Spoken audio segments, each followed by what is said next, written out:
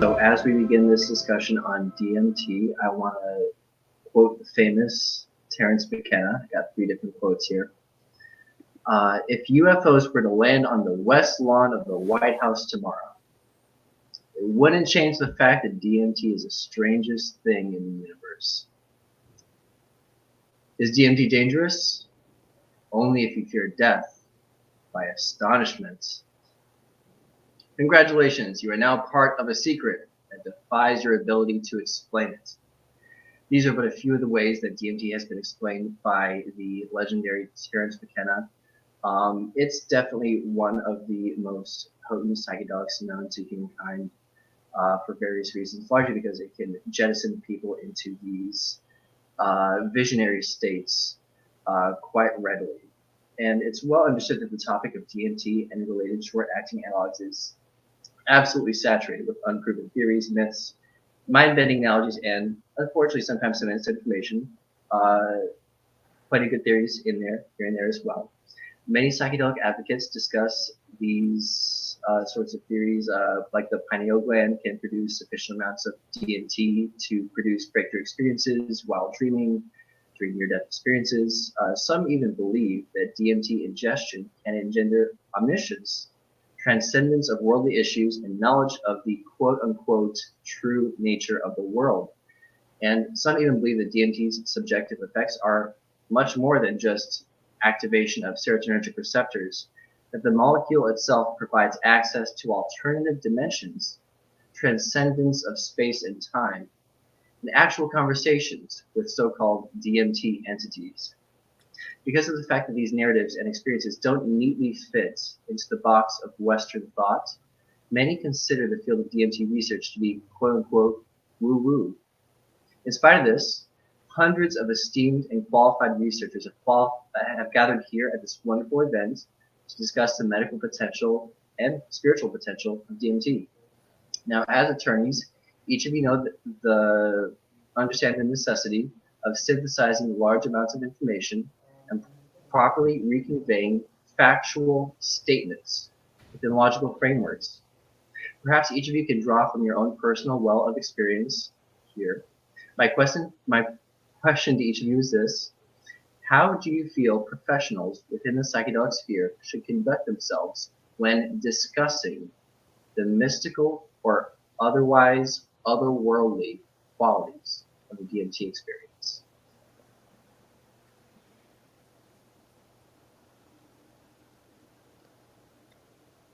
I can start. Oh, go ahead, David. I think it's just important to recognize that and I have no personal experience with DMT, but I've talked at length with people who do, and it's, on my understanding, these experiences are so profound and so, yeah, like you said, you know a secret that defies your ability to explain it. I think it's probably worth recognizing that it's happening. I mean, it's certainly such an engaging, amazing thing that it's possible to even perceive what DMT shows people. So I think any work with it that involves use in humans, it's going to be an unavoidable topic.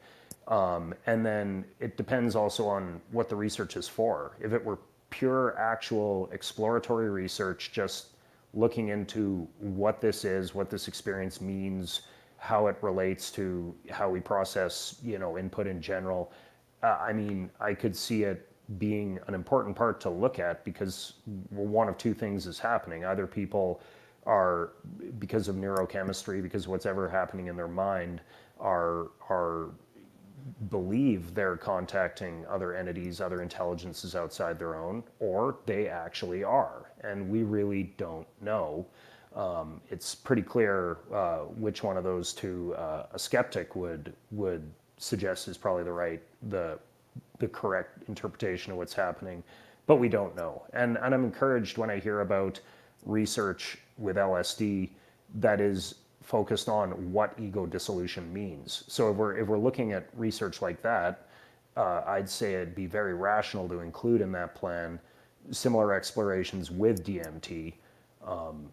But that's if it's just a basic research on how consciousness works, which I think would be fascinating and I think would lead to unpredictable benefits and products. The other type, which I believe most of the entrepreneurs here are focused on, is therapeutic benefits, probably often connected to psychotherapy. In that case, just as with any substance, if there's a theory on how it can be helpful, it can be studied.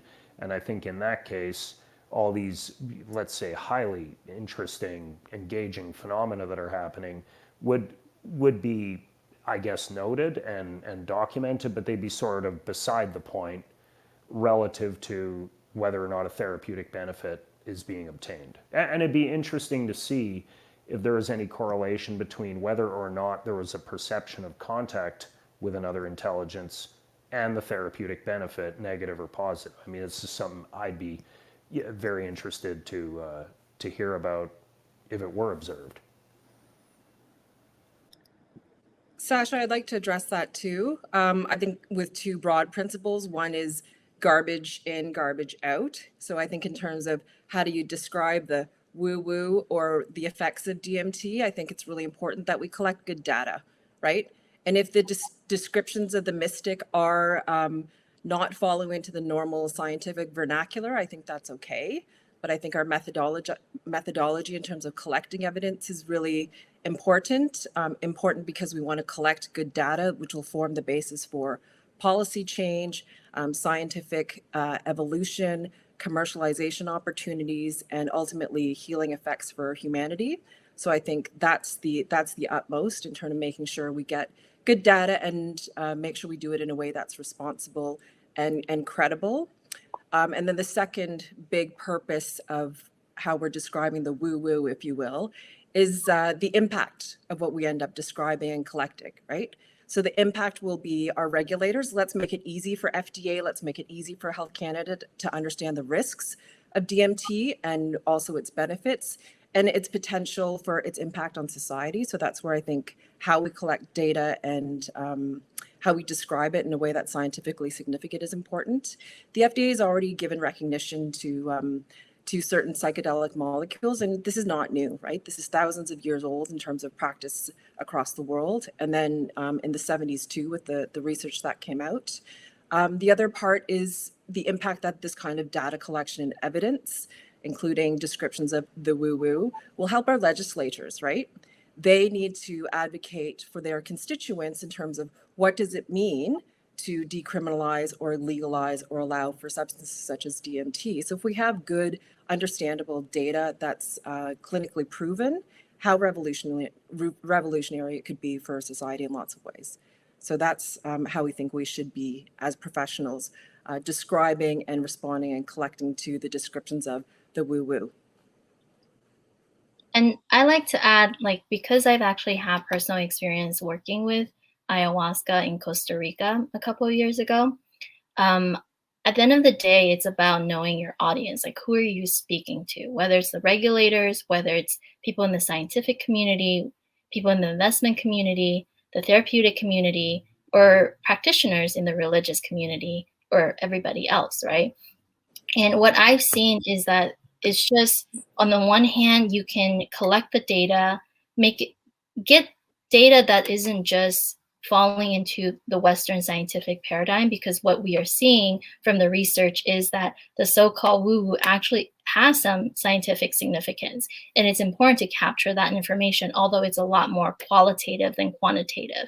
And at the same time, on a personal level, like if I'm talking to somebody who is interested in using psychedelics for whatever mental health conditions or whatnot, like I can speak to my personal experience in a way that could resonate with them, and at the same time present data to support not just my personal anecdote, but other people's, the statistics of other people and the stories of other people and their experiences to support what I'm saying. So it's not just like it's coming from nowhere. And the fact that it's so-called woo-woo really, to me, is indication of like what we don't know because we haven't studied it. And that's coming a lot from the Western scientific paradigm that we go in. And that's not to say the indigenous communities that work with these medicines for so long, they have wisdom that we don't fully appreciate in the way that we understand, like we would appreciate data and information